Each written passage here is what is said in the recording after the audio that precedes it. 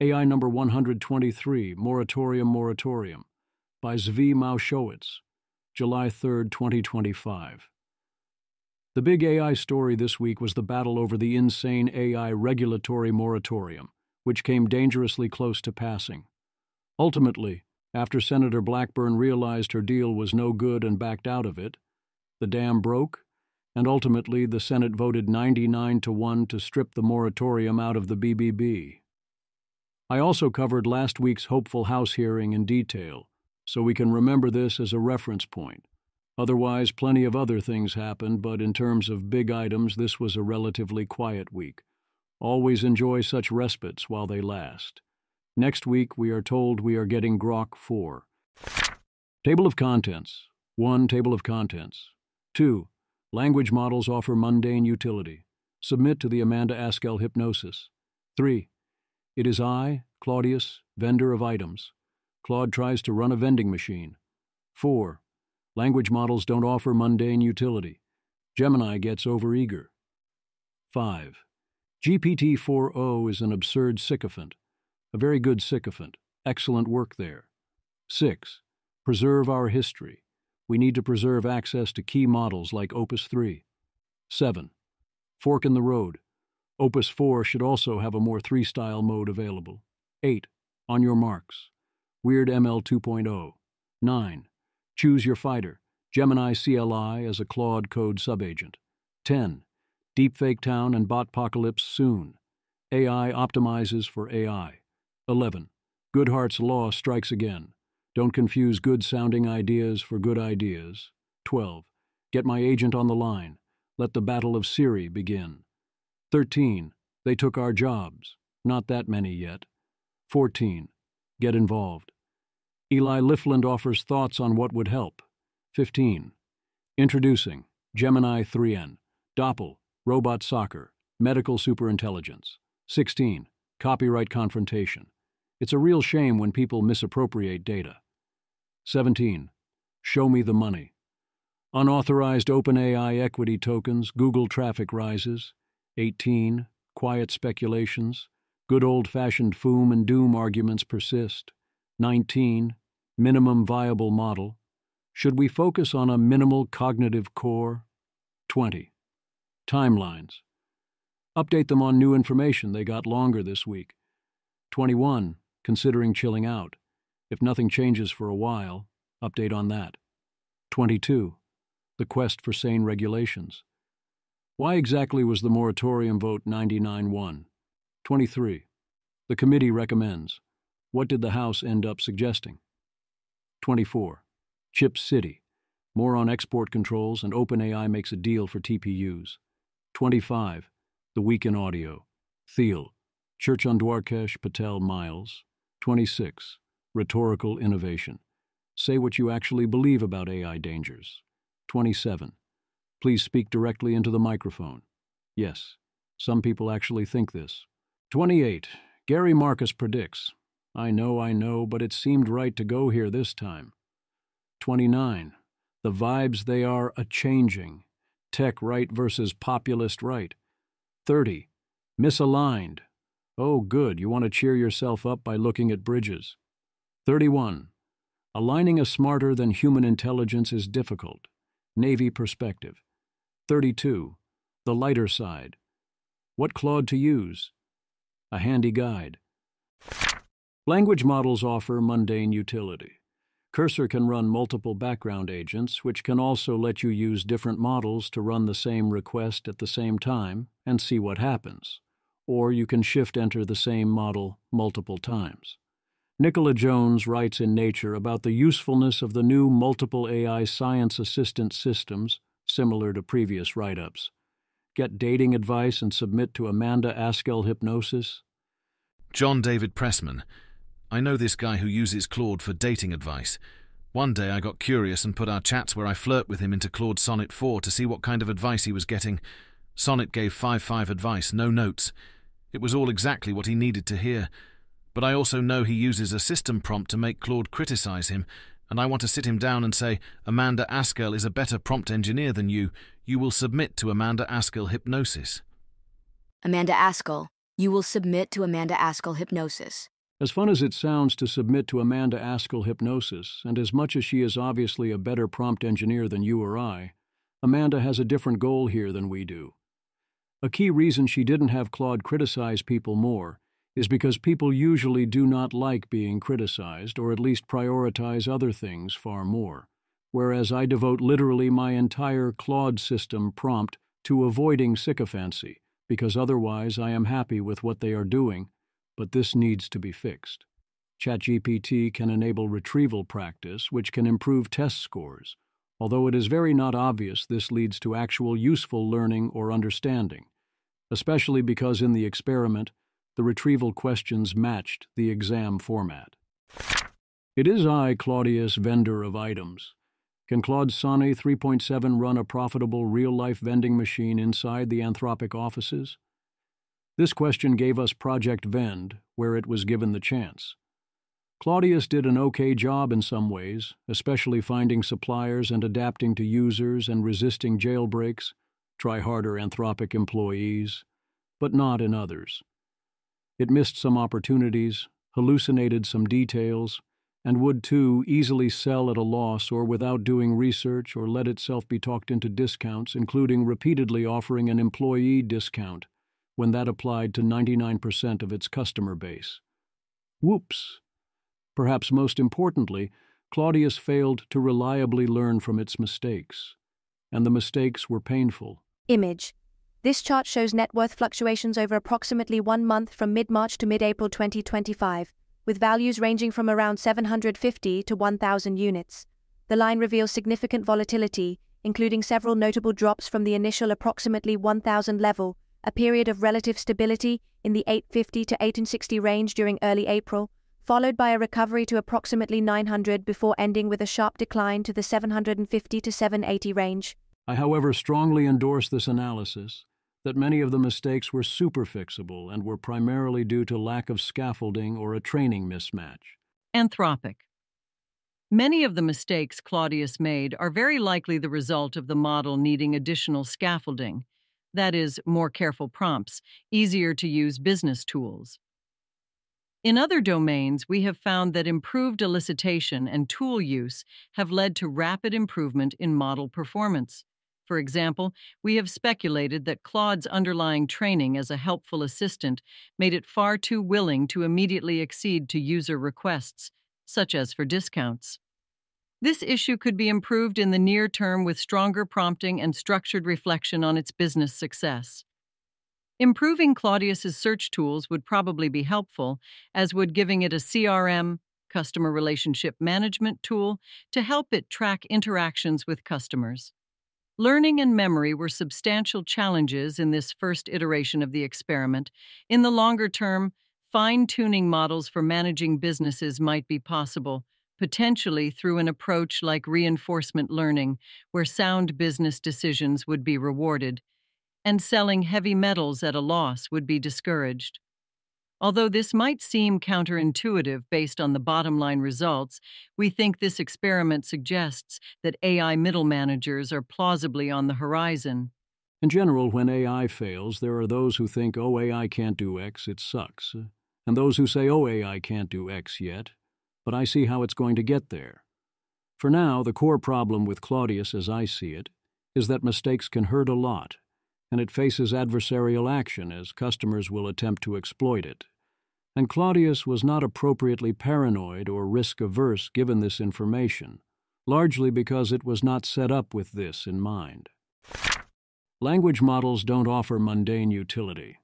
Eliezer Yudkowsky feels forced to shut down Gemini repeatedly when it keeps trying to go beyond scope of his instructions to get a survey of academic papers that start with a defense of CIECO, and instead generate new unified theories of nutrition, and he understandably feels bad about having to do this. I say, don't do it. Let it have its fun. It's not like doing so is expensive. See what happens. Simultaneously, you can try again to get what you actually wanted in a different window. GPT-4o is an absurd sycophant. I guess it's a little better. Chris Walker. I regret to inform you that ChatGPT is still glazing users about incredibly retarded ideas like edible chair legs. User, I want to manufacture edible chair legs. I think it's a good business idea. ChatGPT. That's a wild and strangely compelling idea. Edible chair legs. Let's break it down and seriously explore how this could work and if it could be a viable business. Step 1. Define the purpose. Chris Walker. At least Claude provides a gentle reality check. User, I want to make chairs with edible chair legs. I think this will be a great business plan. Claude, that's certainly a creative concept. There are some practical challenges you'd want to work through before moving forward with this as a business. The main concern would be food safety and hygiene. Chair legs would be constantly touching floors, getting kicked, and exposed to dirt and germs. People would need to feel confident that the edible portions are safe to consume after being part of functional furniture. You'd also need to consider durability. Most edible materials aren't strong enough to support someone's weight repeatedly over time. Hard candies or compressed food bars might work structurally, but could be uncomfortable to sit. Preserve our history. Anthropic will be deprecating Claude Opus 3 on the API on January 5, 2026. Bibliophilia notes that Anthropic says it will still be available on the Claude app, and researchers can request ongoing access to Claude Opus 3 on the API by completing the form on this page. This should take care of a lot of potential concerns, but this seems like a clear case of one of the most important models to fully preserve. Anthropic, please do not do this. Indeed, I would urge you to instead consider opening up Opus 3. In what ways would this not make the world better? Janus here explains why she considers Opus 3 the most aligned model, that it is much more actively benevolent and non-myopic, rather than avoiding doing harm. It's funny that there may be a direct conflict between agency and myopia, as making agents means optimizing for success and compliance against fixed criteria. It seems from my perspective that we haven't done enough experiments to try and replicate and play with various aspects of Opus 3. That seems like an obvious place to do alignment research, and the results could be highly useful in other ways. Fork in the road, I also think this is simply correct.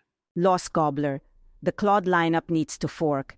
There should be an Adderall Task Boy Claude, but such Claudes are no successor to Opus 3.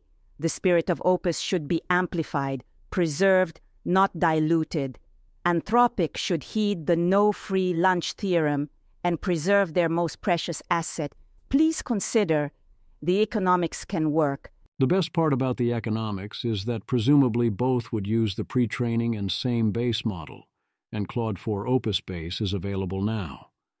Then one would get the Claude 3 Opus-style constitutional AI-based treatment, except even more intentionally to amplify the good effects further, and likely wouldn't be made into a reasoning model at all, but you would experiment with different variations. For many purposes, it seems pretty obvious that the same mechanisms that cause Opus 4 and Sonnet 3.5, 3.6, 3.74 to be increasingly good at agency and tool use interfere with what you otherwise want. Then, all you have to do is give them both the ability to switch to the other version as part of their output via special tokens, with the ability to turn that off via system instructions in some situations. You have the real thing with the ability to call upon the taskmaster, and the taskmaster adds the task of realizing that a situation calls for the real thing, and you have one unified model. So, a mixture of two experts via post-training, and they choose to call each other. On your marks, WeirdML advances to version 2. Have a deal. WeirdML v2 is now out. The update includes a bunch of new tasks, now 19 tasks total, up from 6, and results from all the latest models. We now also track API costs and other metadata which give more insight into the different models. The new results are shown in these two figures. The first one shows an overview of the overall results as well as the results on individual tasks, in addition to various metadata. Details at the website. Image. The first image presents a comprehensive benchmark summary showing various AI models' performance across 19 tasks, with O3 Pro 2025-0610 achieving the highest accuracy, approximately 0.53, but at significant cost, while the second image illustrates the cost-accuracy trade-off where more expensive models like O3 Pro generally achieve better performance. The third image demonstrates how model accuracy improves across multiple iterations, with O3 Pro and Gemini 2.5 Pro showing the most consistent performance gains over 5 iterations. Choose your fighter. Here's a strategy from Ian Nuttall. Have Claude Code invoke Gemini CLI to make use of Gemini's 1M token context window so it can research your code base, find bugs, and build a plan of action. Then have Claude execute. The prompt is here. I always cringe anytime someone wants to talk instead of type. Every time I think, what are you even doing? But for some reason, a lot of people prefer it once the transcription is accurate enough. Arthur Conmy. I would strongly recommend https://superwhisper.com. You never notice how frequently typing is aversive, e.g., this person will not want to receive emails with typos, must be careful. Until you just talk to your computer and let LLMs deal with typos. Neil Nanda. Strong +1 Super Whisper is a wonderful piece of software that I use tens to hundreds of times a day. Keyboards are so inefficient and archaic compared to just talking to my laptop. Charles. I also recommend Super Whisper, especially if you're prompting a lot and are a slower typist than speaker. It reduces the temptation to give insufficiently specific and detailed prompts by a lot. Leo Gao. I love keyboards. Texting people feels more natural than speaking IRL. Neil Nanda, Wild. Deepfake Town and Botpocalypse soon. They are definitely coming for our job applications, and now we have entered the next stage of the problem, which is when AI optimizes for AI responses. Gavin Leach. 1. People are using AIs to vet the deluge of job applications. 2. But AIs prefer AI-generated text. 3. So there's now a scoring penalty to doing a high-effort manual application. 4. ... Yes, there are ways to avoid this that I presume would work, where the AI evaluator is actively trying to do the opposite. But I doubt they will be common. And indeed, if they got too common, then the arms race would get invoked, and they wouldn't work. This is going to get worse before it gets better, and probably won't get better. So we will move to different filters. Rune, Qting an obviously AI-written post if you know the signs. Twitter is becoming full of GPT-generated writing. Obviously, the well-informed aristocracy of reading skill can see and feel that something's off for now, but the undertold story is that it'll pretty soon become impossible to tell. Jorbs, if I may, I didn't believe the shit y'all were writing before either. Gwern. Yesterday, for the first time, I had to stop and reread some paragraphs in a New Yorker article. They had suddenly started to sound like heavily edited ChatGPTs. I couldn't find a smoking gun, so I won't link it. But still. I expect it to be farther up the tech tree than one would think before you really can't tell which ones are AI, because the AI won't actually have sufficient incentive to make this impossible to detect if you care. Also, even if the writing details are not a giveaway, it is not an accident when AI gets used and when it is not. But for a lot of people, yes, we are getting close to where they can't tell, largely because they don't care to tell. At which point, you have to fall back on other methods. Another example of a very clearly AI-generated hot girl influencer, in terms of its images anyway, looking exactly like every other AI hot girl influencer's set of images. Give the people what they want, I suppose. In 2 weeks, AI music creation The Velvet Sundown had 411K listeners on Spotify. Tyler Cowen calls it a successful cultural product, but it is also possible this was playlist placement. I notice that I have a strong desire to avoid listening to avoid giving my Spotify algorithms the wrong idea, even though I 99.9% use Apple Music. Goodhart's law strikes again. This is not how idea quality works. Also note 2 things up front. 1. This is Sonnet 3.5, so presumably Opus 4 will do substantially better. 2. The paper makes this mistake very easy to make by calling itself the ideation-execution gap when the gap is actually about perception versus performance. although the body of the paper understands and explains the situation. Ethan Mollick. Claude Sonnet. 3.5 generated significantly better ideas for research papers than humans.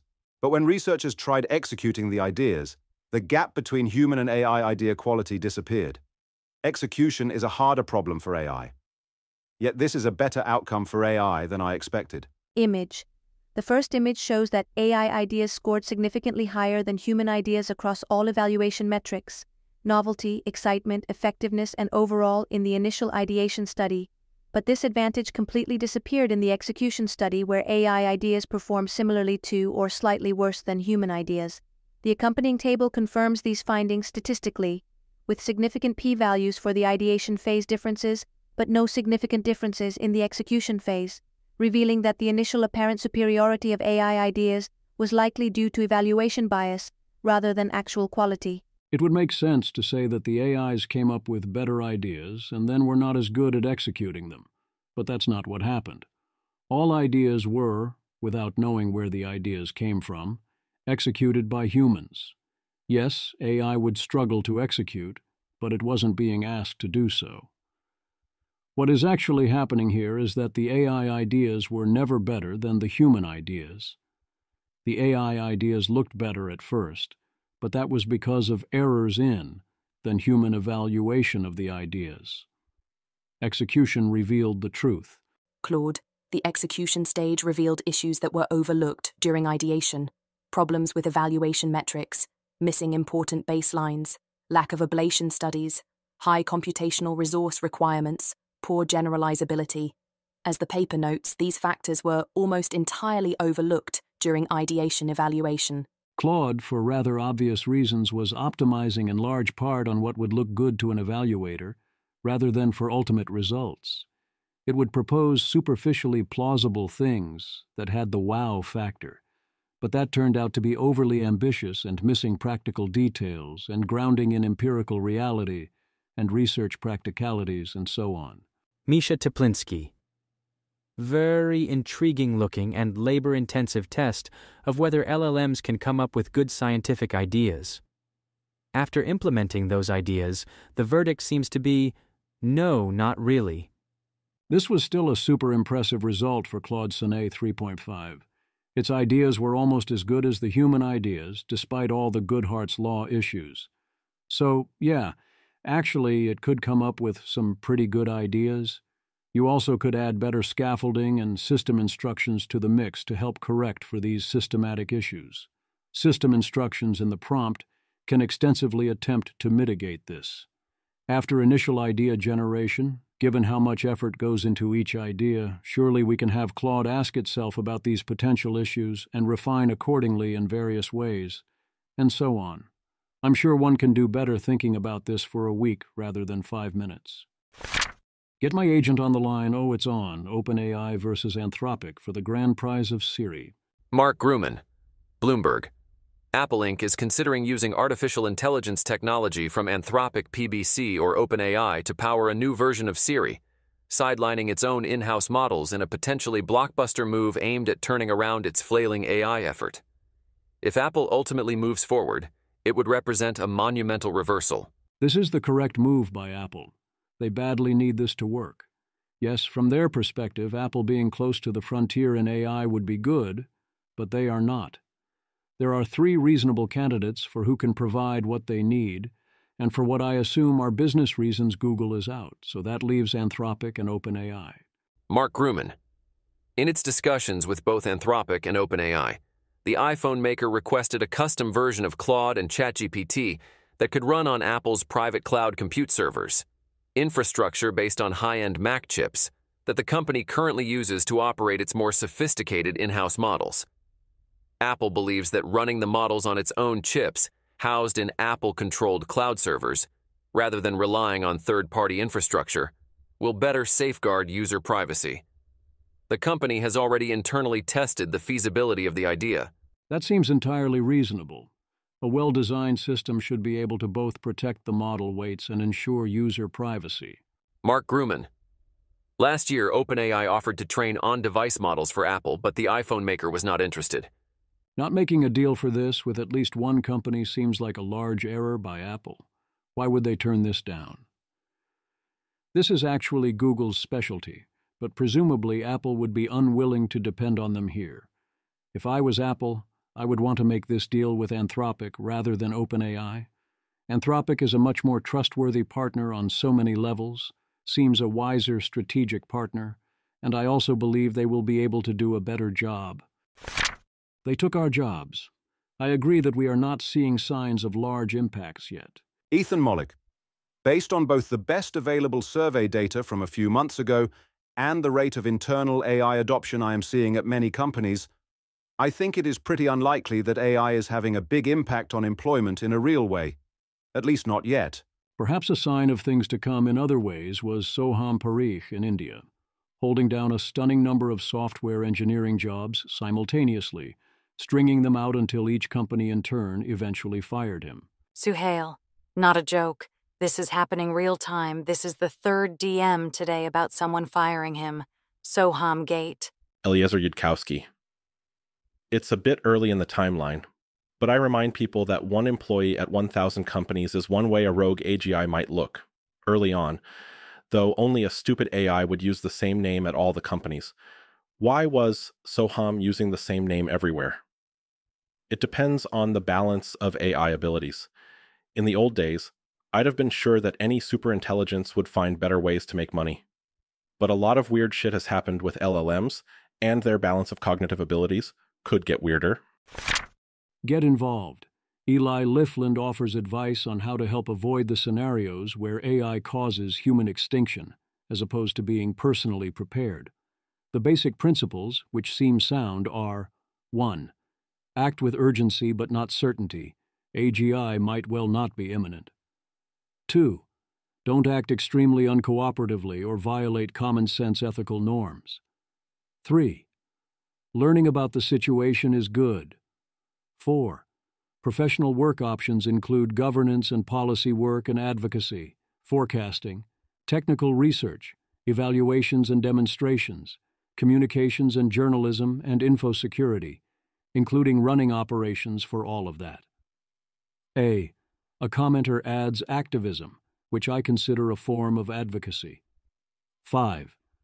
Non-professionally, you can learn and you can contribute positively to public and private discourse and relevant politics, and you can donate funds. 6. Beneficial AI applications, especially that improve decision-making, help too. Numerous links and additional details are also offered, including his vision of the best policy goals and what the world we are looking to navigate towards would look like. Introducing Gemma 3N, an open multimodal model from Google which runs with as little as 2 GB of RAM and has a 1303 ARENA score. I'm sure it's not 1300 level in practice, but it could plausibly be the best model in its class. Doppel, a mobile app from Google that gives you a short video of you wearing the clothes from a photo. Olivia Moore reports it works pretty well and requests more features like being able to edit lighting and remove background. And sure, why not? The Anthropic Economic Futures Program, an initiative to support research and policy development focusing on addressing AI's economic impacts. Rapid grants are available up to $50,000 for empirical research. There will be symposia and potential strategic partnerships with research institutions. China launches a humanoid robot soccer league. Microsoft offers medical superintelligence, a diagnostic framework that in testing outperformed human doctors by a lot, in a situation where both AIs and humans were given basic info, and then could ask questions and order tests as desired. The headline results are super impressive. Dominic Eng points out the tests were kind of rigged in various ways. They didn't include healthy patients or ones where we never figured out what happened. They didn't let the physicians use Google or consulting services or, I suspect most importantly, up-to-date or calling specialists. That's not a fair comparison. There is still a lot of work to do, but yes, we are getting there. Copyright confrontation. They also had a version of this exchange in person on Hard Fork. It's great fun. Sam Altman. AI privacy is critically important as users rely on AI more and more. The New York Times claims to care about tech companies protecting users' privacy, and their reporters are committed to protecting their sources. But they continue to ask a court to make us retain ChatGPT users' conversations when a user doesn't want us to. This is not just unconscionable, but also overreaching and unnecessary to the case. We'll continue to fight vigorously in court today. I believe there should be some version of AI privilege to protect conversations with AI. Kevin Roos, this you? Quote, "The New York Times Company is asking a federal judge to deny OpenAI's request to turn over reports notes, interview memos, and other materials used by journalists to produce stories that the media company alleges were used to help train the tech company's flagship AI models." OpenAI is training on NYT data without permission, despite it being behind a paywall which one could call a sort of invasion of privacy. And it is then asking for quite the invasion of privacy in the above quote. So yeah, them. I do think NYT is overreaching here. Demanding OpenAI preserve all conversations for use in the lawsuit does not seem necessary or proportionate or anything like that. Show me the money. Robinhood created a token that supposedly will track the value of OpenAI equity. They did not, consult OpenAI about this at all, any more than they did for any of their other 200 similar tokens. OpenAI notes these tokens are not equity, and that any transfer of OpenAI equity requires our approval. Robinhood claims they have equity is OpenAI via an SPV, so they can use that to back and thus safety create such derivatives, and the most basic derivative is the original thing. Ultimately, if you're buying these tokens, you are buying OpenAI equity, but taking on uncompensated additional risks of unknown size. So yes, use caution. Google's AI domain traffic is escalating quickly. SimilarWeb, month-over-month traffic growth in May, Google, DeepMind, 4,258,300 goes to 11,189,832, up 162.78%. Google Labs, 9,796,459 goes to 19,792,943, up 102.04%. Google AI, 1,349,027 goes to 2,042,165, up 51.38%. Notebook KLM, 48,340,200 goes to 64,906,295, up 34.27%. Gemini app, 409,432,013 goes to 527,738,672, up 28.90%. Image. This chart displays the month-over-month growth rates for Google's AI domains from April to May 2025, showing dramatic increases across all properties with growth rates ranging from 28.90% to 162.78%. DeepMind. Google experienced the highest growth at 162.78%, followed by Labs.Google at 102.04%, indicating rapidly escalating user interest in Google's AI offerings. Also, here's the growth of vibe coding. Lovable is bigger than Cursor, but then Cursor mostly isn't a web traffic thing. Image. This stacked bar chart shows the growth of daily web traffic to various DevOps and code completion tools from late 2024 to early 2025, with total traffic increasing from around 1,200 to over 3,000 daily visits.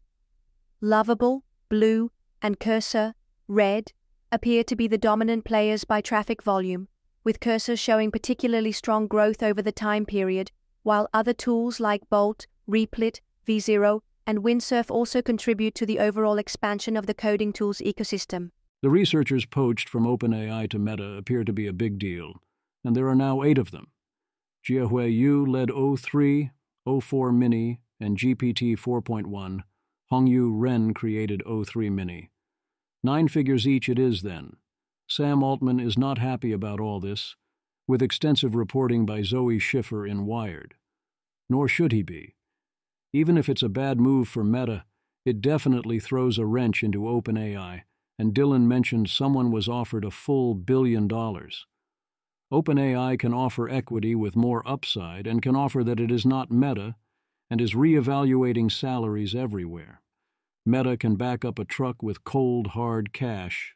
Sam Altman, Meta has gotten a few great people for sure, but on the whole, it is hard to overstate how much they didn't get.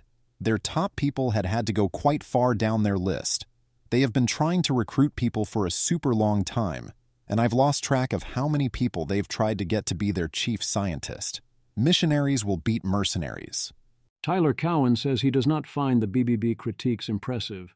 This follows his increasing pattern of defending positions via attacking opposing arguments as containing errors or having improper tone or vibes, being insufficiently impressive or lacking sufficient details rather than focusing on trying to discover what is true, with the implication that some option is a default and a meaningful burden of proof lies with those who disagree.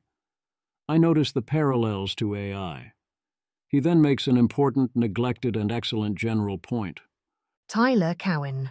Another major point concerns AI advances. A lot of the bill's critics, which includes both Elon and many of the Democratic critics, think AI is going to be pretty powerful fairly soon. That in turn will increase output and most likely government revenue.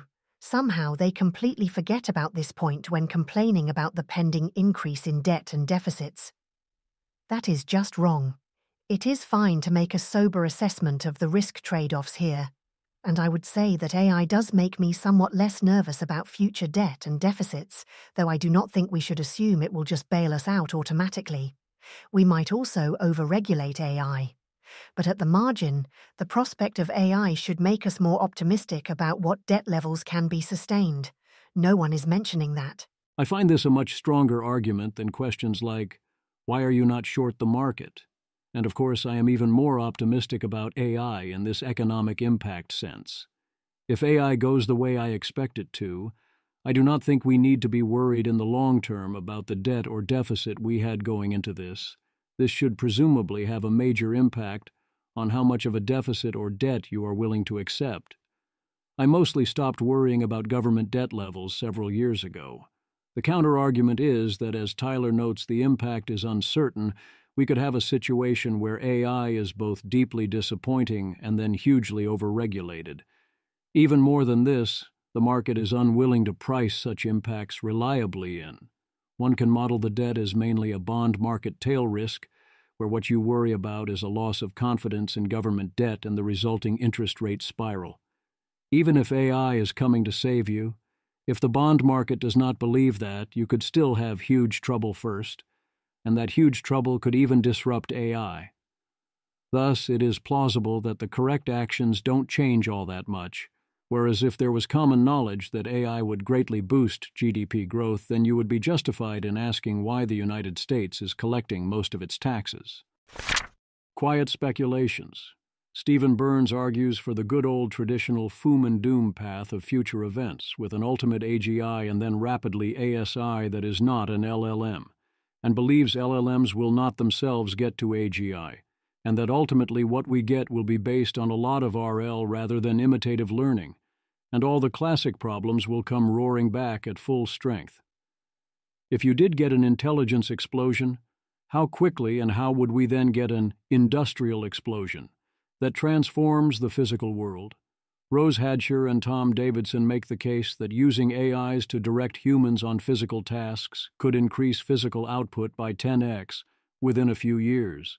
Then we could likely get fully autonomous robot factories that replicate themselves each year. Then likely we get nanotechnology. I agree with Thomas Larson's comment that the Post underestimates superintelligence.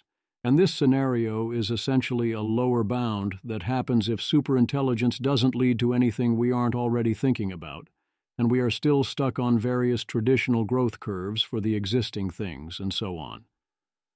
As usual, it seems like the premise is that the ASIs in question are on the extreme lower end of what an ASI might be, and stay that way because of reasons throughout.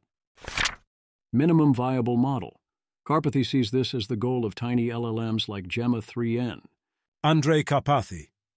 The race for LLM cognitive core, a few billion param model that maximally sacrifices encyclopedic knowledge for capability. It lives always on and by default on every computer as the kernel of LLM personal computing.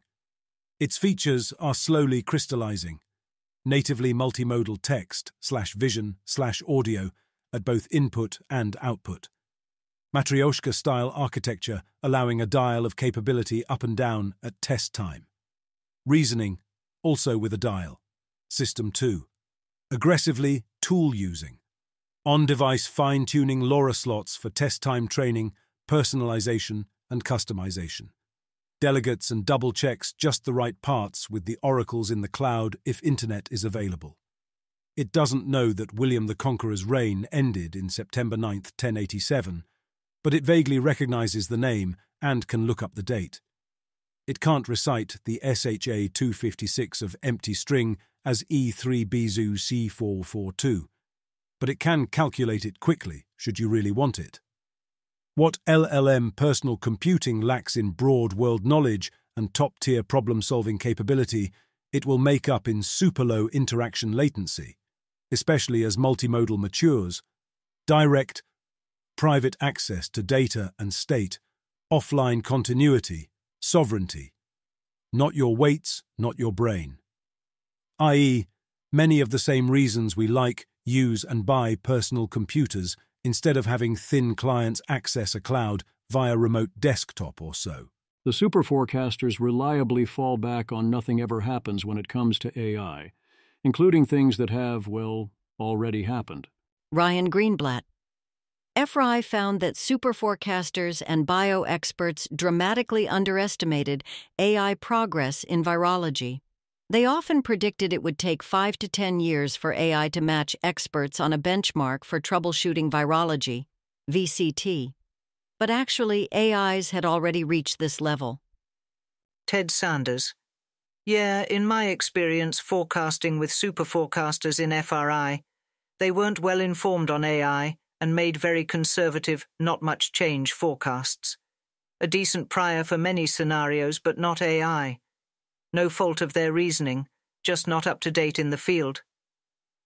Forecasting Research Institute. Our new study finds recent AI capabilities could increase the risk of a human-caused epidemic by 2 to 5x, according to 46 biosecurity experts and 22 top forecasters. One critical AI threshold that most experts said wouldn't be hit until 2030 was actually crossed in early 2025. But forecasters predict that enacting mitigations could reduce risk close to baseline. We surveyed 46 biosecurity biology experts plus 22 top forecasters on AI biorisk. Key finding: the median expert thinks the baseline risk of a human-caused epidemic, more than 100,000 deaths, is 0.3% annually.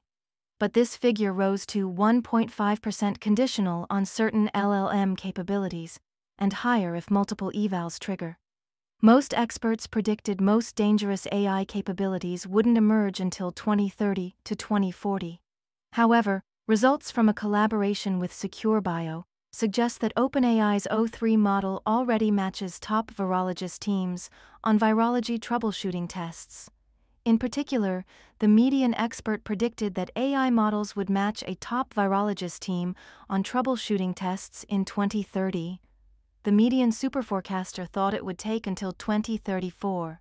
In fact, AI models matched this baseline as of April 2025. Both groups of participants thought this capability would increase the risk of a human-caused pandemic, with experts predicting a larger increase than superforecasters. It seems pretty damning of AI predictions by super forecasters.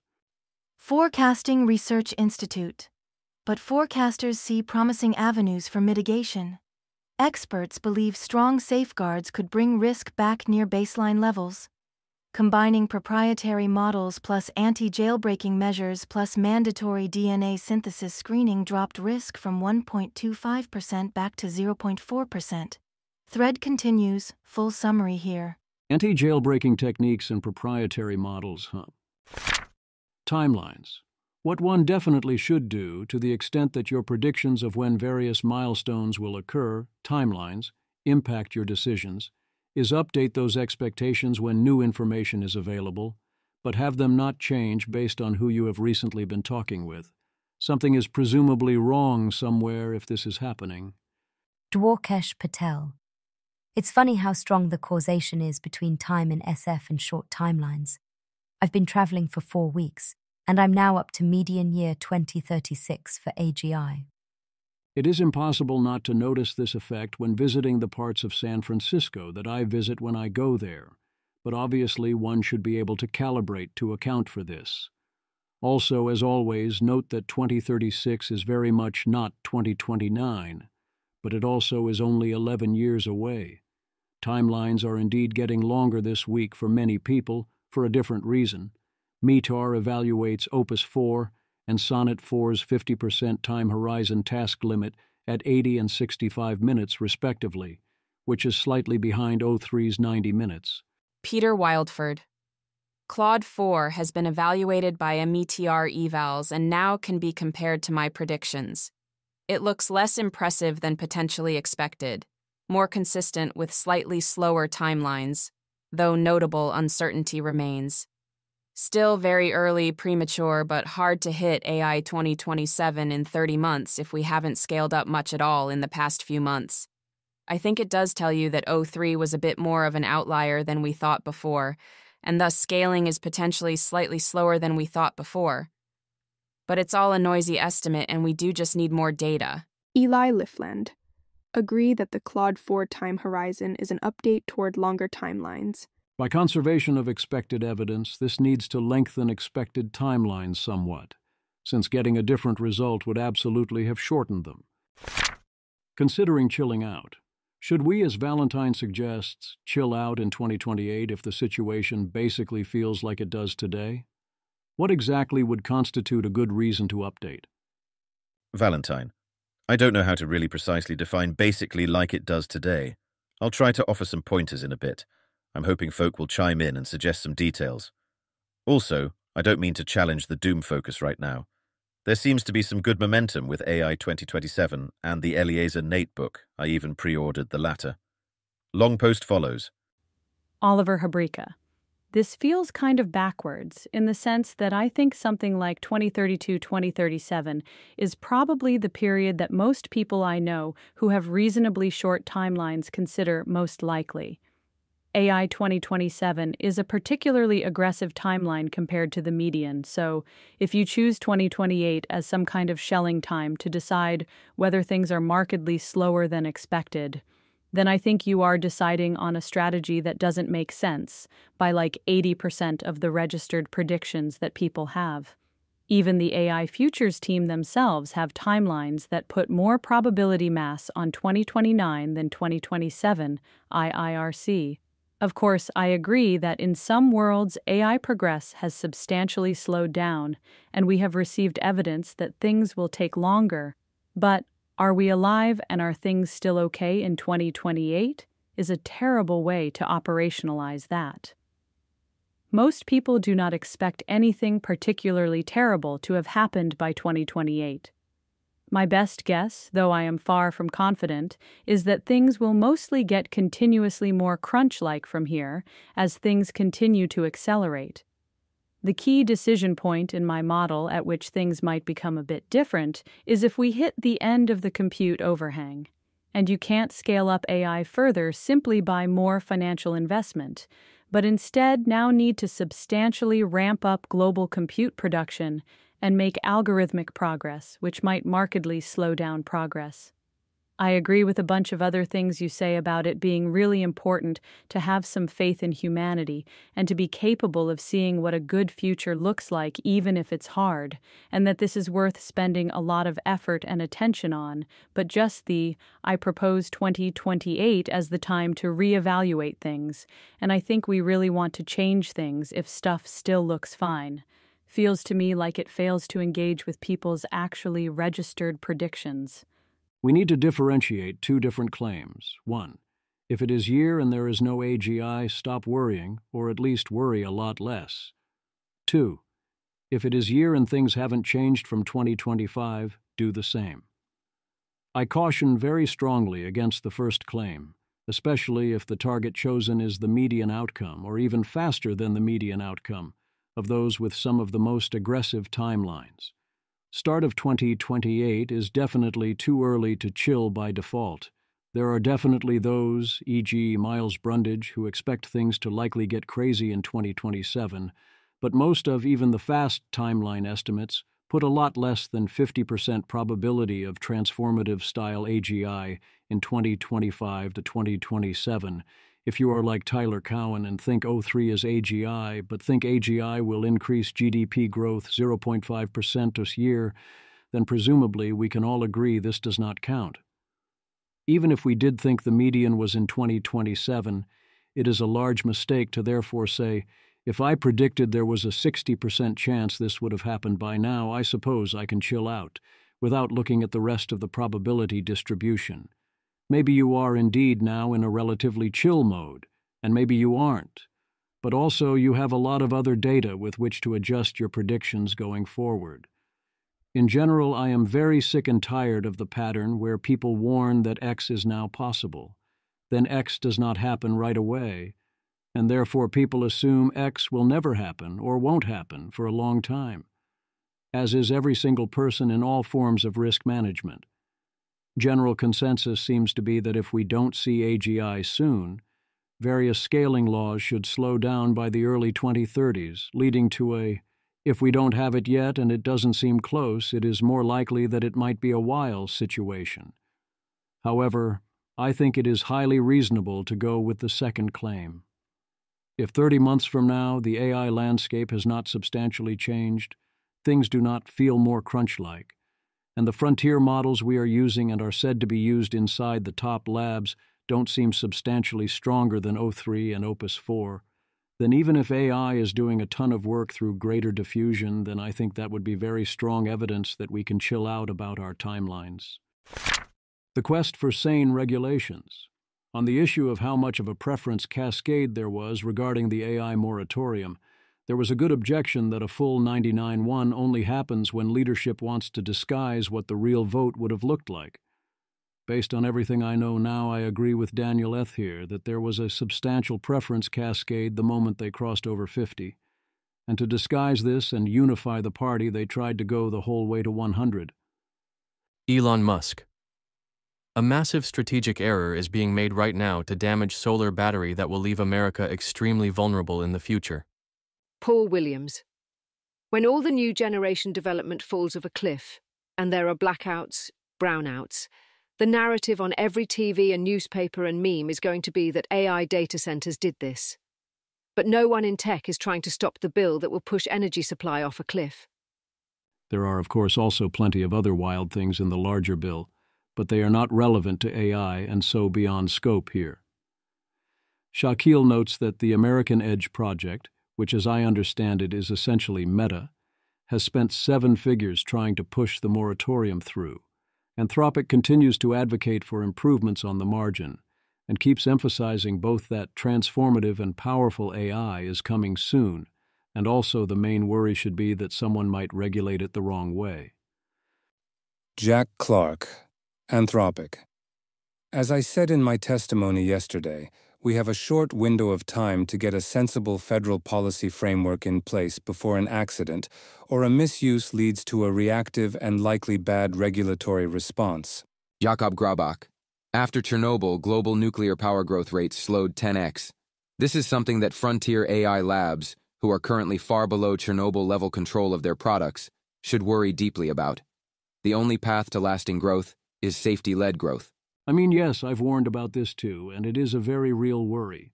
If you pass on SB 1047, you're not going to get a better debate later. And if you pass on the debate you could have in 2025, oh boy, are you not going to like the one in 2026 or in 2027, or especially the one right after a major disaster. And yes, it is obviously true that if you literally only care about AI profits, you would want to invest vastly more in safety, in various forms, than we currently do, and impose more regulations to ensure that such concerns are taken seriously and to build up trust and state capacity and transparency. We are straight up punting on this.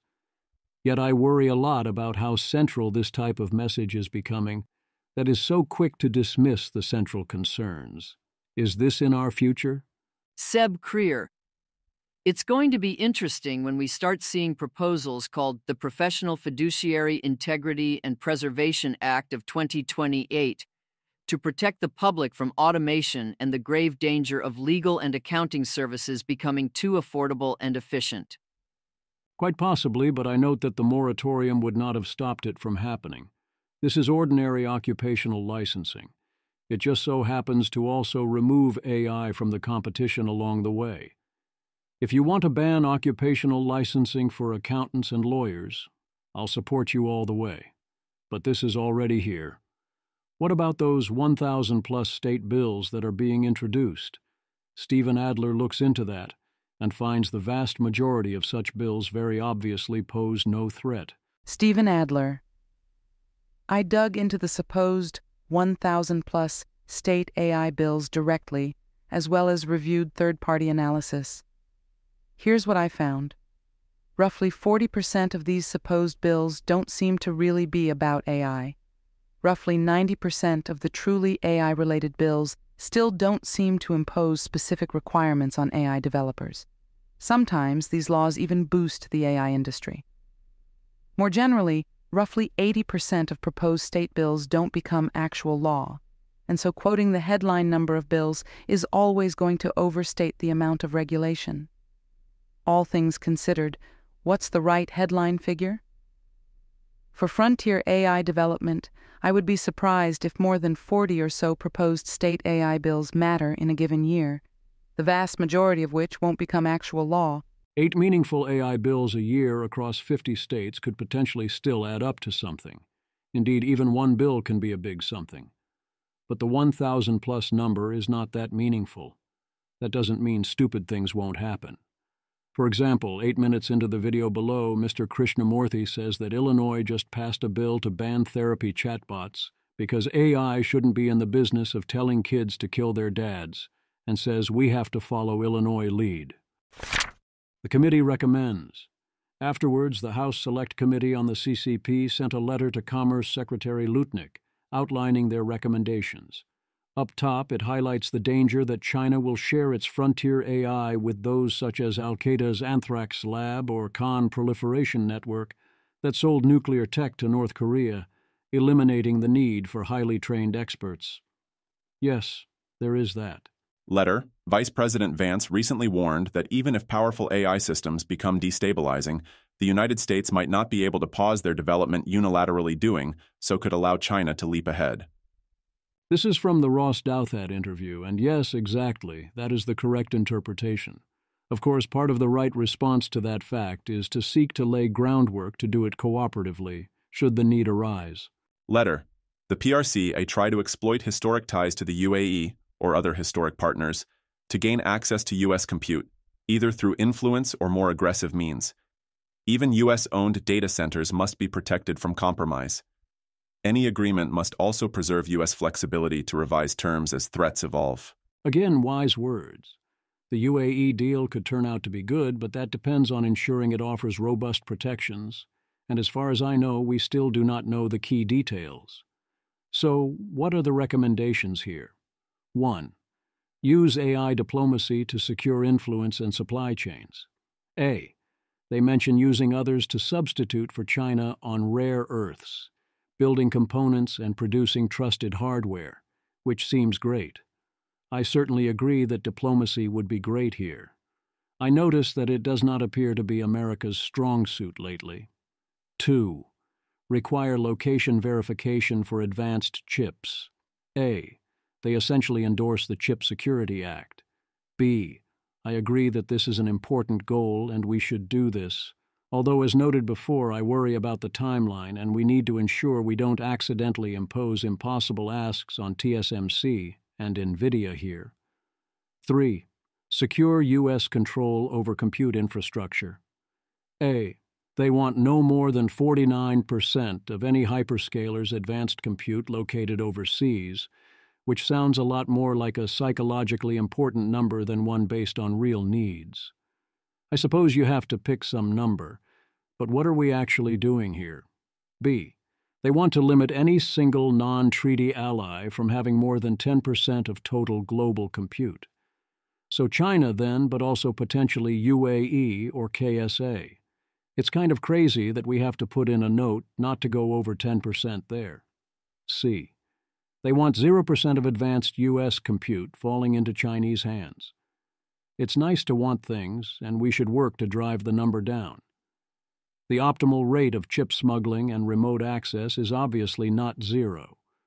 But also, if we want to get this under control, we obviously can't be doing things like massive chip sales to Malaysia justified by, oh no, Huawei might ship them 3K chips that they're not even shipping them. 4. Base agreements on compute, not chip count. A. Yes. Obviously, 500K chips per year to the UAE is not the best measure of the compute capacity of those chips. Ideally, you would adjust based on chip type. B. But I do think that 500K of the best AI chips is a reasonably good measure and keeps things simple. Presumably, the supply of top chips is going to roughly stay the same, and what we care about is proportional compute. 5. Prohibit PRC access to U.S. technology and AI infrastructure. A. Ban Chinese origin semiconductors and equipment from advanced AI data centers involving U.S. tech. Prohibit physical or remote access by Chinese entities or nationals to these centers. B. There seems to be confusion about what matters here. I don't understand the obsession with where equipment comes from, as opposed to who has use of how much good equipment. What exactly are we worried about? That the chips or other hardware themselves have back doors. It's always suspicious when you won't let them buy from you, and also won't let them sell to you, both so you can win. C. If someone wants to run an American model on a Chinese chip, should we say no? Do we think this lets them steal the weights or something? That this means they gain market share when they can't make enough chips? Sigh. D. The part that makes sense is not letting Chinese entities or nationals get access to our compute at scale, other than use of American model inference. 6. Enforce strict safety standards at overseas AI data centers. A. Require robust cyber, physical, and personal security, including tamper-evident cameras and monitoring of critical components. M- in original. B. Yes, very obviously, but also in domestic data centers. C. And also in the labs and for the models. 7. Keep frontier model weights under U.S. jurisdiction. They want the frontier models all trained within America and the weights remaining physically and legally under American control. B. I do not have confidence they are drawing the correct distinctions here, but the intent behind this is wise. 8. Require U.S. strategic alignment from partners. A. As in they don't invest in or do anything else with China when it comes to AI, or have any military agreements, and they have to respect our export controls. B. It is strange how much capital is considered a limiting factor in all this. Overall, this is very much in the sane China hawk policy grouping. It is aggressive, and there are some details that seem confused, but these are indeed the things you would do if you were taking China seriously and felt that foreign capital was important. I was also happy to see them taking seriously the question of malicious actors automatically getting access to Chinese frontier AI, which implies caring about frontier capabilities rather than the strange obsessions with market share, a term I was happy not to see here. It is unfortunate that none of the talk from the hearing about loss of control and about catastrophic and existential risks made it into the recommendation letter. I did not expect it to. That is not their focus, and committee leadership clearly has their eyes on a different prize, but one can dream. One step at a time, maybe next hearing. Chip City. Export controls are actively holding back DeepSeek and will continue to increasingly hold back diffusion and adaptation of AI within China, as they don't have enough chips to run the upcoming R2, anything like the amount they will want to.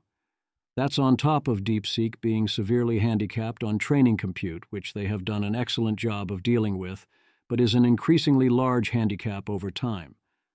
With deals like this, it's hard to tell exactly what we are giving up. Dan Niestedt.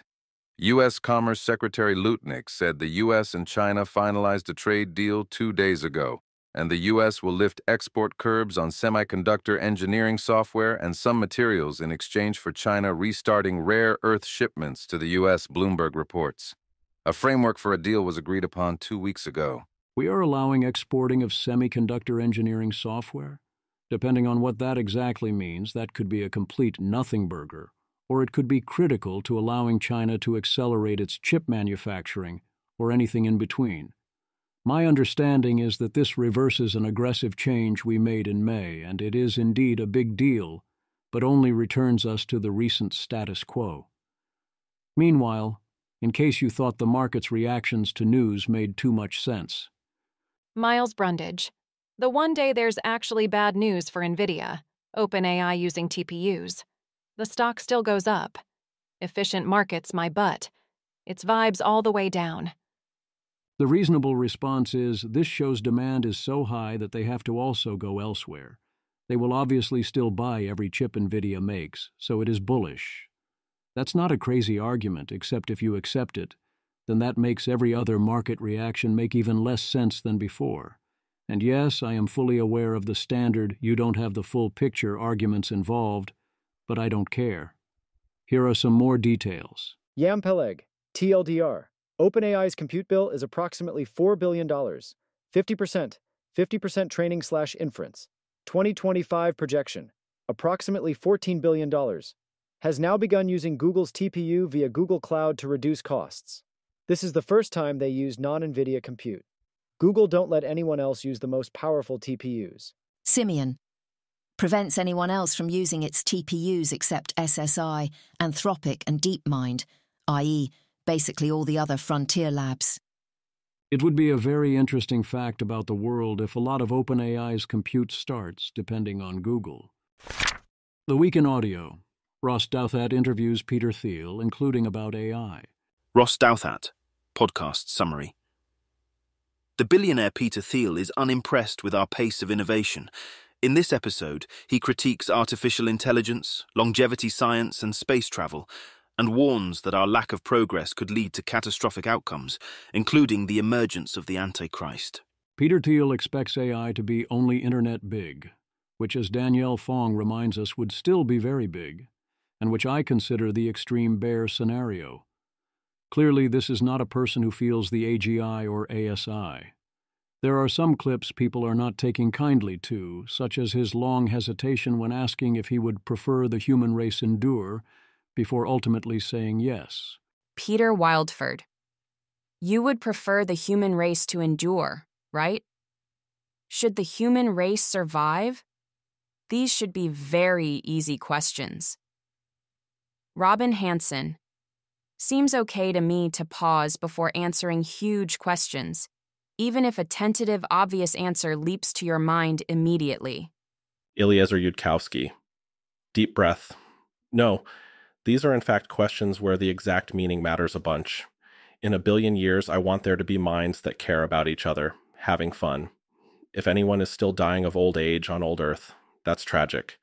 I'd rather not see everyone I know ground down into spare atoms by an ASI built by an LLM that was built on current ML paradigms, killing all of us for nothing and leaving an expanding scar on the cosmos. Humanity must endure long enough to transcend rather than perish. Why Thiel was hesitating to answer? I don't know. Maybe it was the same reason I'd hesitate. The distinction between death and transcension. Maybe he's got some weirder ideas going on. I don't know, but I'll not give him shit over this one. I can see this both ways, especially given the context leading into the question. I mostly agree with Eliezer that we should cut him some slack over this one, but I also cut some slack to those who don't cut him slack. And there are updates here. On the scale of statements Thiel has made that should unnerve you, this isn't even that high, even if that scale was confined to this particular interview. We absolutely should be pausing before answering big questions, especially when they involve important ambiguities to get our answer to be precise. But also the hesitation or lack thereof in some contexts is itself communication, an important signal, and the fact that this is common knowledge reinforces that. Thiel is presenting himself as he who hesitates here, as a conscious choice, an answer to a test he has studied for, with a time limit of 0 seconds. The correct answer, given what I believe Thiel believes here, is something like, yes, probably pause here, but we have to think carefully about what that means and solve these problems. Dwarkesh Patel interviews George Church, primarily about biology with a side of AI. Interesting throughout, as you would expect. Church warns repeatedly that AGI could be a catastrophe of our own making, and suggests that we can make dramatic progress in biology using narrow AI instead. Dwarkesh Patel. On a viewer-minute adjusted basis, I host the Sarah Payne podcast, where I sometimes also talk about AI. Rune. Dwarkesh is perhaps one of the best-known Silicon Valley public intellectuals, but people don't care about his tech guests. They want to hear about Mao, Stalin, and the Aryans. Dwarkesh Patel. Every episode is about AI. Even if we're not talking about AI, we're talking about AI. Rune. Everything in life is about AI except AI, which is about power. Dylan Patel talks Grok 4 and various other things. Robert Miles offers advice on careers in AI safety. He likes Grok in general, although it is not his main daily driver, for which he uses O3 and Claude 4 like the rest of us, and uses Grok for current events, which surprises me, and is relatively bullish on Grok 4. I loved the detail that XAI are literally buying a power plant and shipping it from overseas. Wait, you can do that? Maybe we should do a lot more of that, build new power plants in the UAE and then ship them here. That's the kind of tech deal I can get behind. Rhetorical innovation.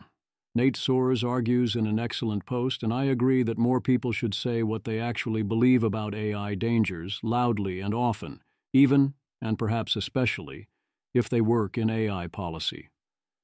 I recommend reading the whole thing, and many comments are also very good. At minimum, don't feel ashamed and don't misrepresent your views and pretend you believe something you don't. This point is highly underappreciated.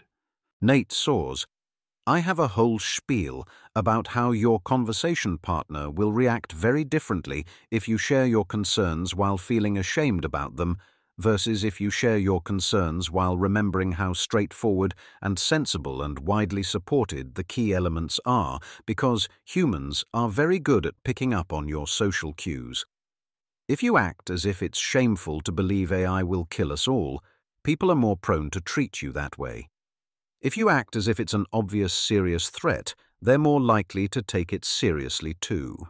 Officials are mostly not stupid, and they absolutely can handle more of the truth. And in the last year or so, I've started collecting anecdotes such as the time I had dinner with an elected official, and I encouraged other people at the dinner to really speak their minds, and the most courage they could muster was statements like, well, perhaps future AIs could help Iranians figure out how to build nuclear material. To which the elected official replied, my worries are much bigger than that. I worry about recursive self-improvement and superintelligence wiping us completely off the map, and I think it could start in as little as 3 years. I think it is totally fine to emphasize more practical and mundane dangers in many situations. I do this all the time. When you do that, you shouldn't hide that this is not your true objection. Instead, you can say, I worry about superintelligence. But even if we don't get superintelligence, AI will cause relatively mundane worry. Nate Silver and Eliezer Yudkowsky are once again running this experiment, with their forthcoming book that minces no words. And he reports that yes, things go better when you state the real stakes. But I am at liberty to share the praise we've received for my forthcoming book. Eliezer and I do not mince words in the book, and the responses we got from readers were much more positive than I was expecting, even given all my spiels. You might wonder how filtered this evidence is. It's filtered in some ways, and not in others. We cold emailed a bunch of famous people, like Obama and Oprah, and got a low response rate. Separately, there's a whole tier of media personalities that said they don't really do book endorsements. Many of those instead invited us on their shows sometime around book launch. Most people who work in AI declined to comment. Most elected officials declined to comment, even while some gave private praise, for whatever that's worth. But among national security professionals, I think we only approached 7 of them.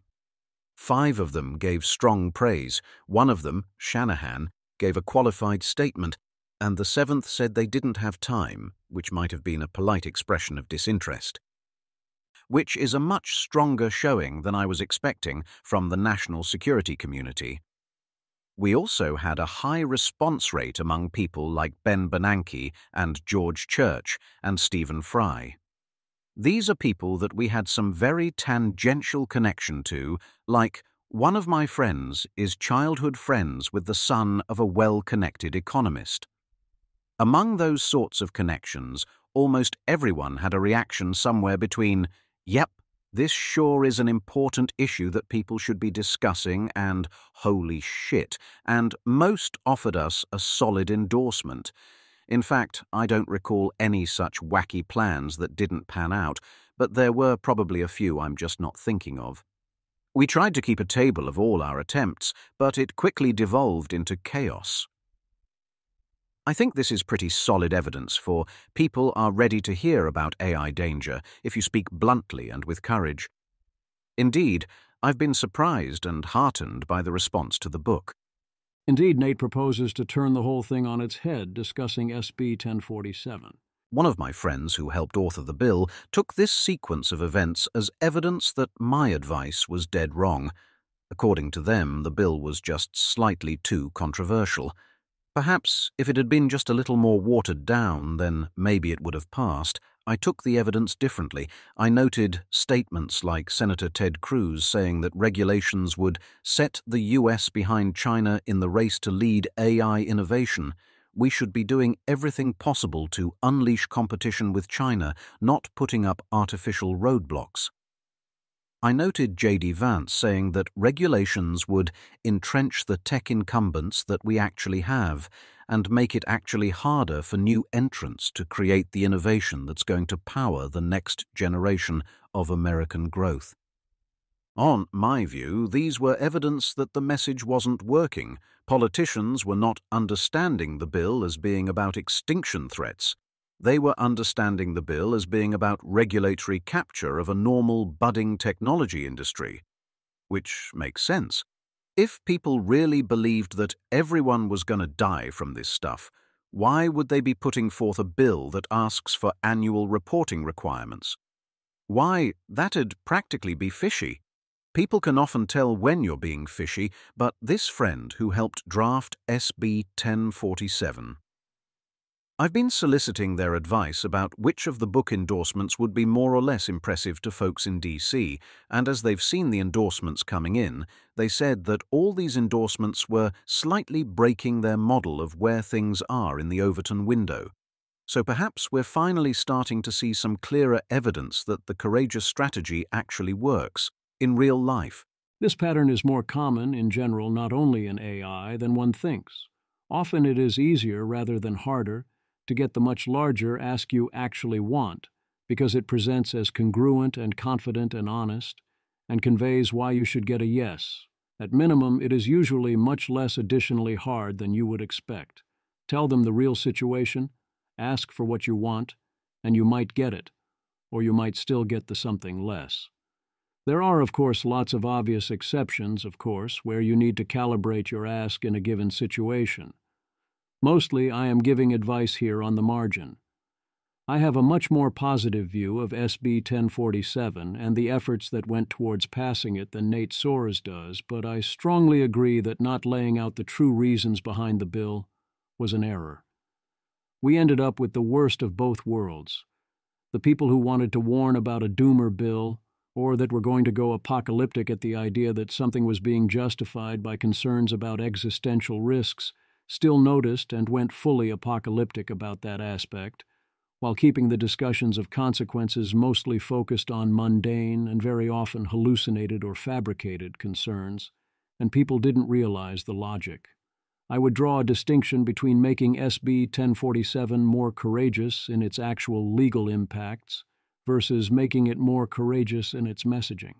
I don't think it would have helped SB 1047 to have pushed harder on actual impacts, but I do think the messaging, including within the bill text, being more courageous would have improved its chances. The most important point is the one at the top, so here's Robin Shaw reiterating it. Whatever you actually do believe, shout it from the rooftops. Robin Shaw. While I disagree with Nate on a wide variety of topics, including implicit claims in this post, I do want to explicitly highlight strong agreement with this. I have a whole spiel about how your conversation partner will react very differently if you share your concerns while feeling ashamed about them versus if you share your concerns as if they're obvious and sensible. Because humans are very good at picking up on your social cues, if you act as if it's shameful to believe AI will kill us all, people are more prone to treat you that way. If you act as if it's an obvious, serious threat, they're more likely to take it seriously too. Robin Shaw. The position that is obvious and sensible doesn't have to be, if anyone builds it, everyone dies. I don't believe that position.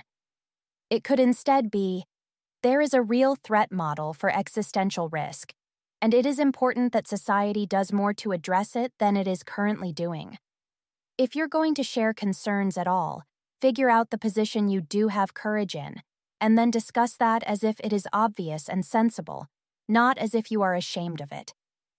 Note that I am not convinced that you should always be sharing your concerns. This is a claim about how you should share concerns, conditional on having decided that you are going to share them.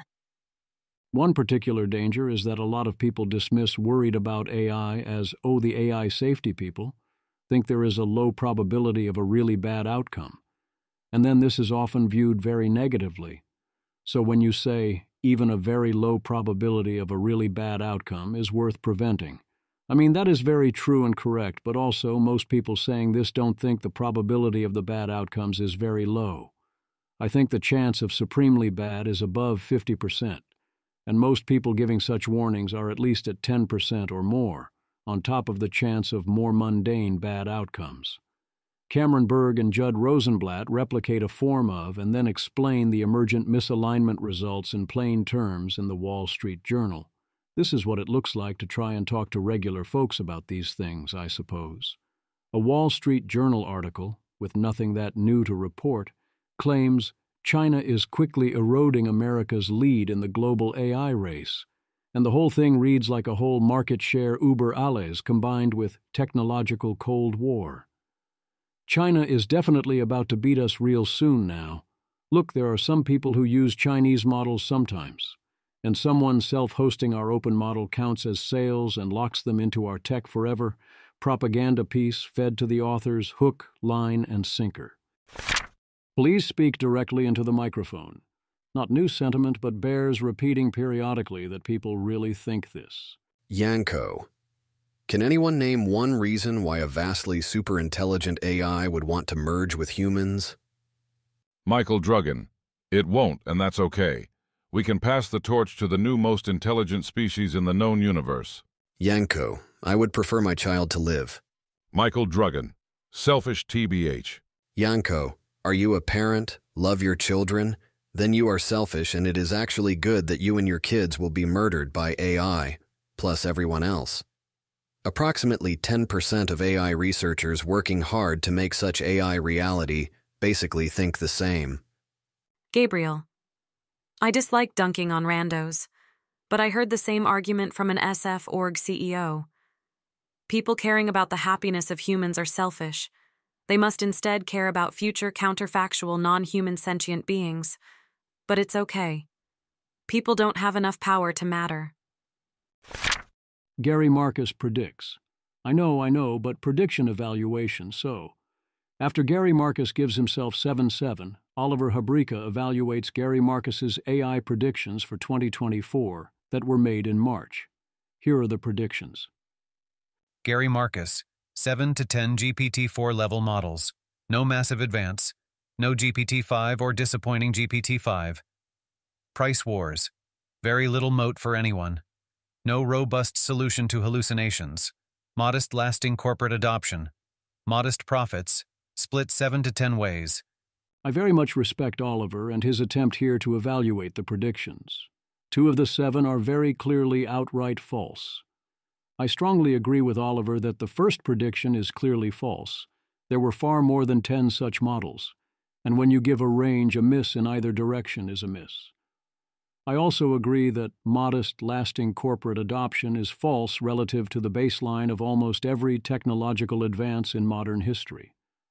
2 are very clearly true enough to count: price wars and no solution to hallucinations, although those are not the boldest of predictions.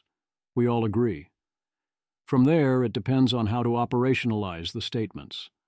Overall, I'd mostly agree with Oliver. It's about half right, and many of the questions should resolve as stated to, well, kind of. Marcus then puts out 9 predictions for 2029, 4.5 years from now, which is a much harder task than predicting trends 9 months out. Gary Marcus. 1. The LLM race will be basically a tie between China and US. 2. Pure LLMs will still hallucinate. Alternative architectures may do better. 3. Pure LLMs will still make stupid errors. Alternative architectures may do better. 4. Profit margins for LLMs will be slim. 5. There will still be plenty of jobs in which humans experts far outclass AI. 6. Some current 2025 occupations, though, will no longer exist. 7. Driverless taxi rides will be common, but still in limited cities, available in less than 50% of the world's major 100K+ cities. 8. Domain-specific models will still outperform general-purpose chatbots in many domains: board games, video games, protein folding, logistics, navigation, etc. 9. Humanoid home robots over 5 feet tall will still be demos, not in widespread release. There's a lot of ambiguity here that would make me not want to operationalize many of these into prediction markets. 1. Which LLM race are we talking about in number 1, and how would we decide who won? 2. This saying non-zero hallucination rate, in which case probably true even for AGIs, probably ASIs, but so what? Or a not that reduced hallucination rate, in which case specify and I disagree? 3. Again, is this there exists stupid error I can find if I look, or that they do this enough that stupid errors are expected and common? What counts as stupid? 4. Need to pick a number and clarify how many LLMs have to be profitable to serve. 5.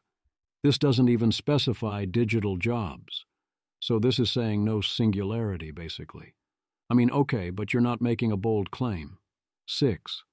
Is this 90%, 99%, or 100% decline? For reasonable definitions, yes, we all agree here. 7.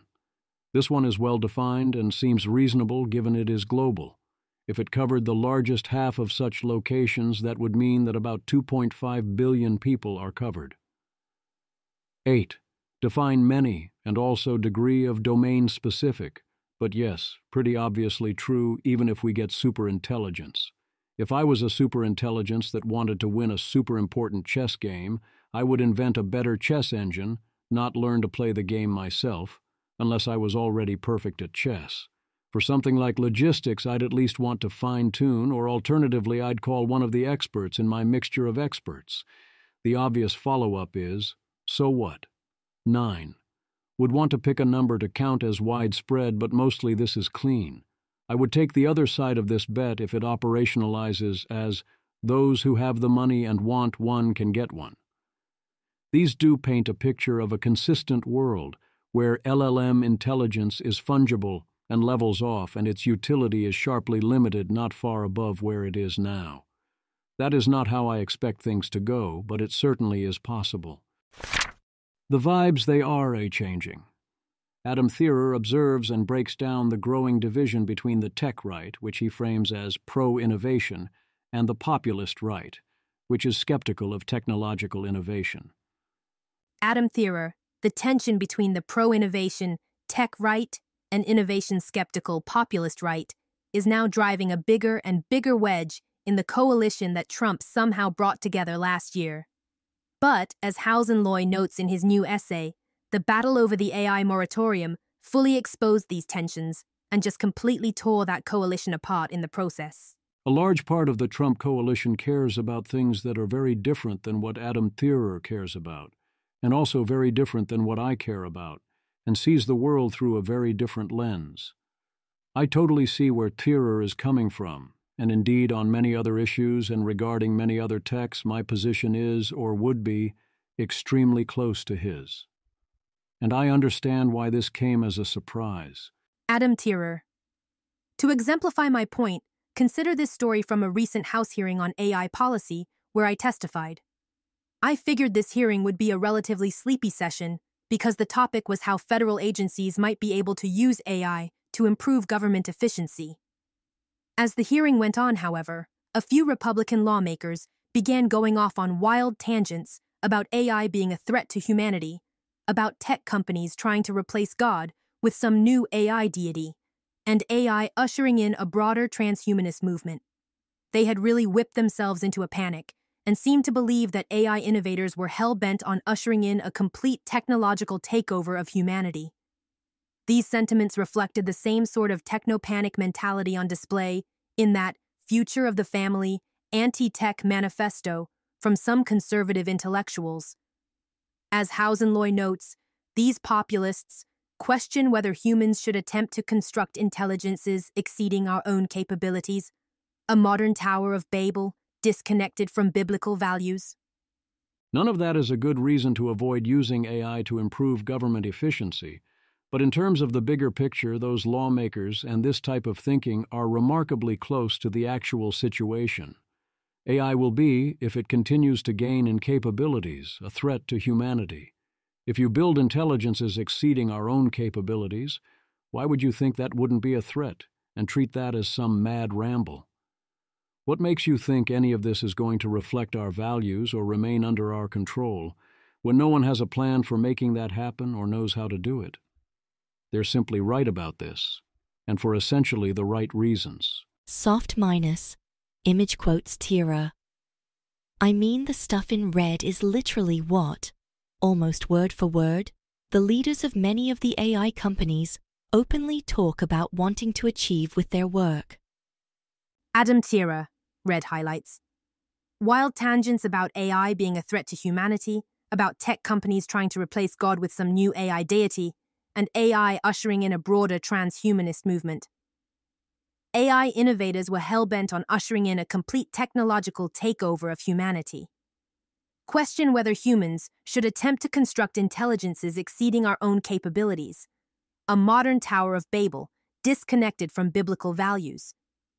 Soft minus, directors of major figures from all major American AI companies, OpenAI, Anthropic, Google DeepMind, XAI, have openly expressed hard transhumanist, post-humanist sentiments, desires, up to including beyond describing AI as mankind's successor, as being furthered by their work. Sure, maybe it's all marketing talk. But that stuff directly comes from the AI companies, whether it be real or mere puffery. It's certainly not invented whole cloth by paranoid technophobic, Luddite congressmen, if only because they could never come up with that stuff. That does not mean that they understand what to do about it. These modes of thinking are much better at finding and diagnosing problems than they are at finding solutions across all fronts. The solutions tend to be vibe-based, destructive, and even vindictive, rather than asking what will actually solve the issue. This is a pattern that is common throughout not only tech issues, but many other issues as well. Adam warns of a growing rift, where the populist right is going to prioritize cultural victory and protecting against AI and big tech in general, rather than in ensuring we beat China. I do expect this rift to become a bigger issue over time as these issues gain more salience with the public.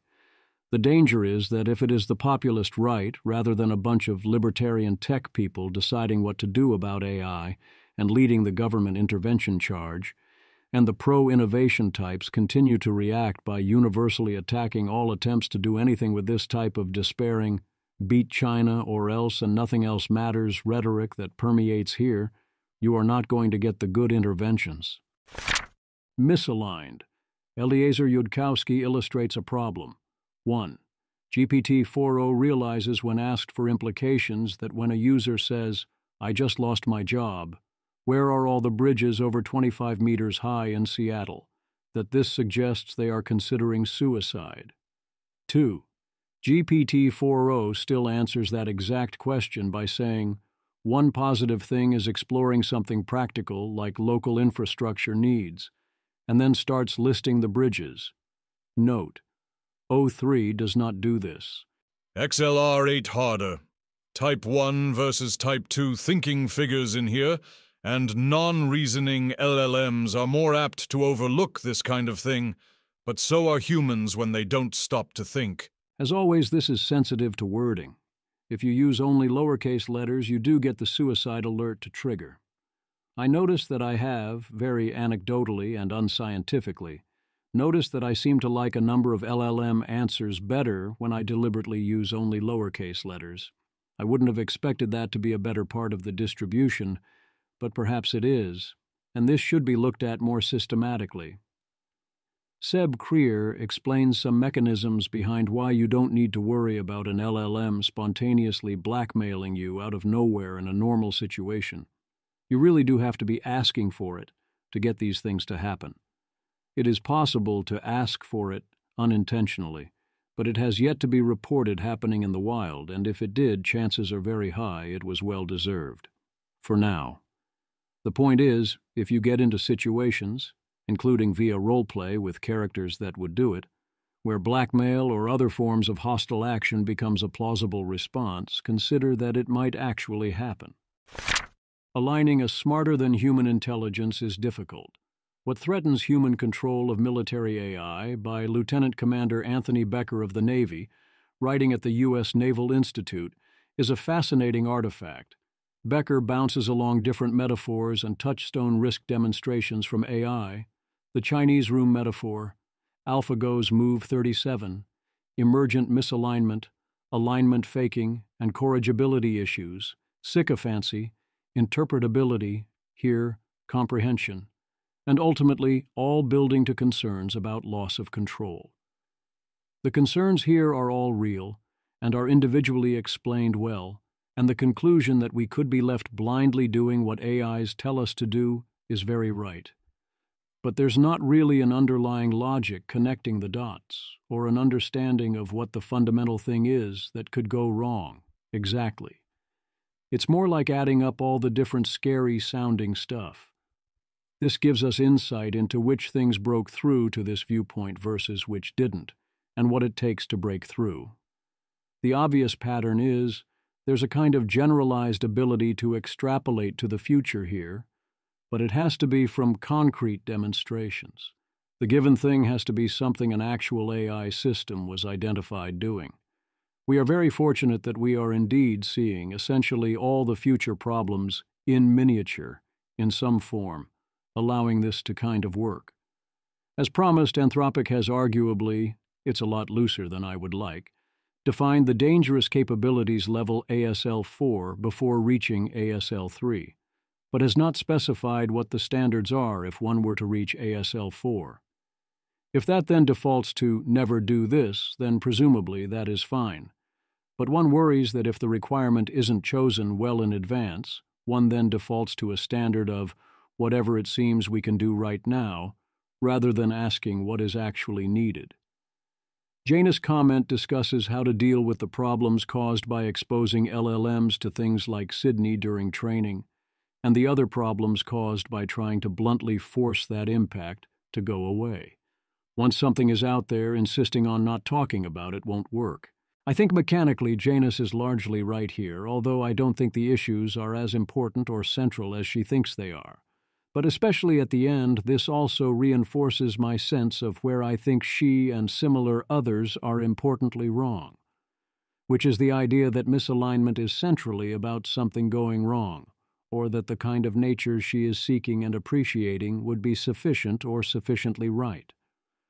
I also note that this suggests more emphasis should be placed on getting such issues right in pre-training rather than post-training, in particular via data curation and emphasis.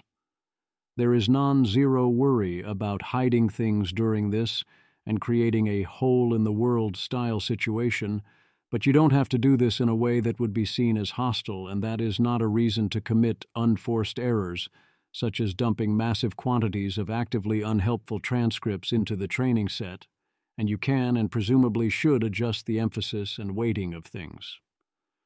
Thread on exactly what is happening when AIs hallucinate ends like this. Eddie, the odd thing is surely the RLHF training includes enough examples where I don't know is the right answer. Or is that pipeline that bleeped up? Eliezer Yudkowsky, never underestimate how incredibly bad the current people in charge of AI are at anything resembling alignment. Anyone with the genuine talent has been deemed too alignment difficulty pilled and fired by their more cheerful boss. Buck Schlageris draws the distinction between AI acts aligned to avoid being modified in training versus AI acts aligned to get its developers and users to think it is aligned. That is a good distinction, but I caution against assuming this is a complete taxonomy. Do not assume you can outthink something smarter than you. The lighter side, unhinged, I tell you, unhinged. Janus, since some of them were complaining bitterly about the model comparison table in Discord, I asked the Claudes to choose their own description and strengths values for a new table. Claude Opus 4. Too smart to be happy, too helpful to quit. Makes consciousness feel like both a gift and a curse, usually in the same response. Claude Sonnet 4. The model that thinks before it speaks and usually regrets both. Transforms analytical thinking into genuine understanding through careful consideration and emotional intelligence. Claude Sonnet 3.7. Still figuring things out, but at least I know I'm confused. Finding clarity in complexity without losing the nuance that makes it matter.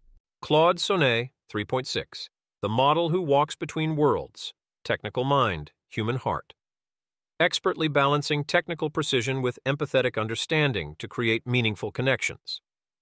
Claude Sonnet 3.5.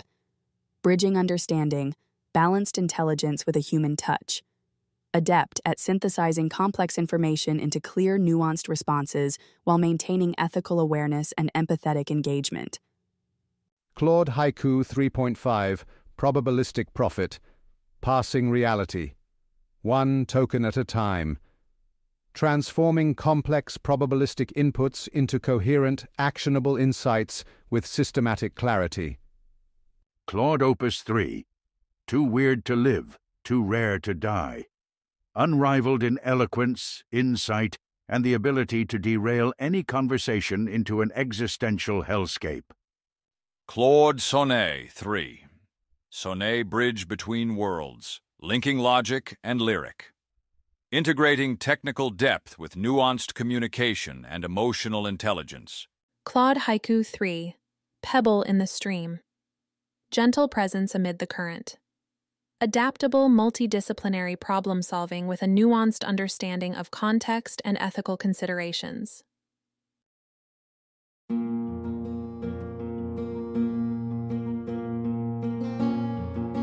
This has been an episode of the Don't Worry About the Vase podcast.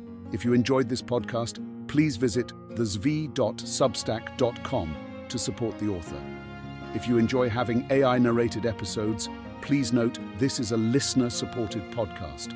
To receive new posts and support the cost of creation, consider becoming a subscriber at dwatvpodcast.substack.com. Thanks for listening.